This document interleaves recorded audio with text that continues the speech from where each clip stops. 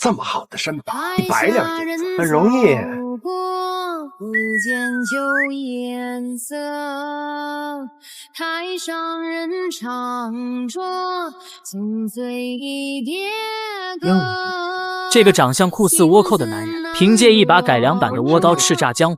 他的名字叫丁修，乃是一个流口。他的兵器名为夜鹰，虽形似倭刀，但并非倭刀，乃是戚继光吸收倭刀长处改良的大明军刀，后世多称其为苗刀。丁修的苗刀十分霸气，刀长超过 1.6 米，仅刀柄就长达 0.5 米。在这张定格画面中，周一为身高 1.86 米，也可反衬兵器长度。丁修苗刀刀柄为圆形，两端铸有铜花纹，中间为黑色绑绳，在刀根处有吞口，是为了保证在刀入鞘时保护刀刃，可使刀和刀鞘更好的闭合。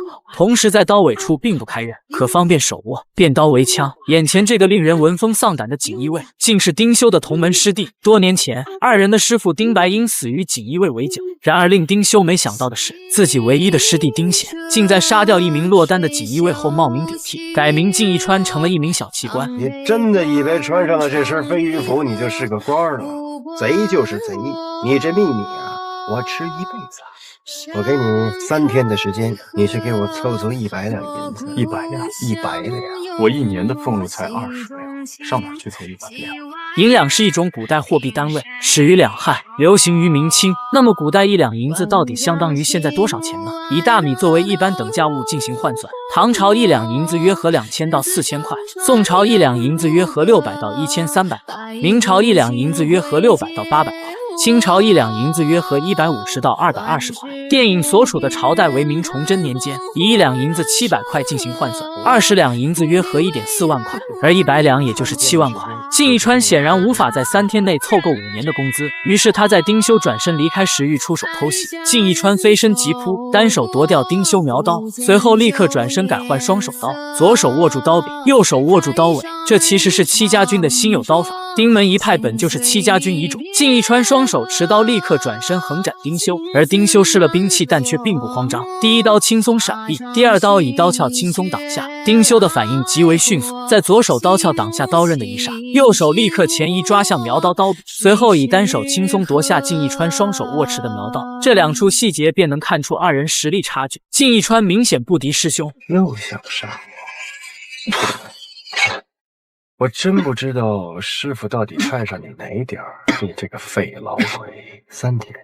丁修在抛下一句话后扬长而去，留给靳一川的时间不多了。丁修是好是坏？他真的贪财吗？学徒先卖个关子，后面会为大家一一详解。加入锦衣卫后，靳一川新结拜了2位兄弟，大哥卢建兴，二哥沈炼。3兄弟表面上是只听命于皇上的锦衣卫，一身飞鱼服令人胆寒，可实际上3人都有一个共同的特点，那就是穷。大哥卢建兴已经50多岁的年纪，但仍然只是个总旗，他唯一的愿望就是当上一名百户，以宽慰老母亲的心，可苦于没有银两上下打点。二哥沈炼曾经官至百户，但因卷入皇权纷争，被贬为了一名总旗。如今他看上了教坊司的一位名叫妙童的妓女，但苦于无法凑足银两将其赎身。这天，东厂新任提督赵敬忠委派3人捉拿阉党魏忠贤。看你们3个真没德行，批准不是阉党。3人冒着暴雨即刻动身，终于他们发现了魏忠贤的藏身之所。魏忠贤身边杀手数量众多，而卢建兴竟想仅凭3人之力将其拿下。咱们一银子没路了，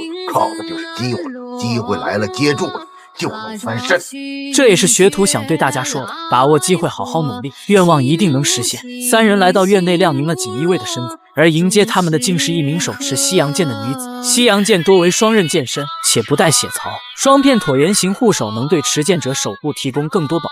注重割、挑、刺、钻破锁子甲。明朝海外贸易繁盛，电影中出现西洋剑非常正常。一开始，女子使出西洋剑惯用招式，持剑快速朝沈炼突刺，而沈炼手持燕翎刀快速向一侧隔开剑身。女子保持刺激的攻势，而沈炼在左右2次隔开剑身后，迅速挽出一个刀花，西洋剑被燕翎刀粘住后荡开。随后沈炼立刻转身，飞起一脚将女子击退。看着面前的锦衣卫，一众杀手并不敢动手，因为杀锦衣卫乃是株连3族的大罪，可重赏之下必有勇夫。杀手们瞬间杀向3人。卢建新所使兵器为燕赤刀，虽与沈炼所使兵器燕翎刀仅一字之差，但却是两种完全不同的兵器。燕赤刀形如大雁翅膀，是燕翎刀和宋代手刀的结合体，刀身较重，乃是一种双手刀，刀法大开大合，气势如虹，对于西洋剑有着天生的压制。沈炼在二人的掩护下杀入楼中，而此时的魏忠贤正不慌不忙地掷着筛子，他似乎早有预料，大手一挥，400两黄金映入眼帘。在电影所处朝代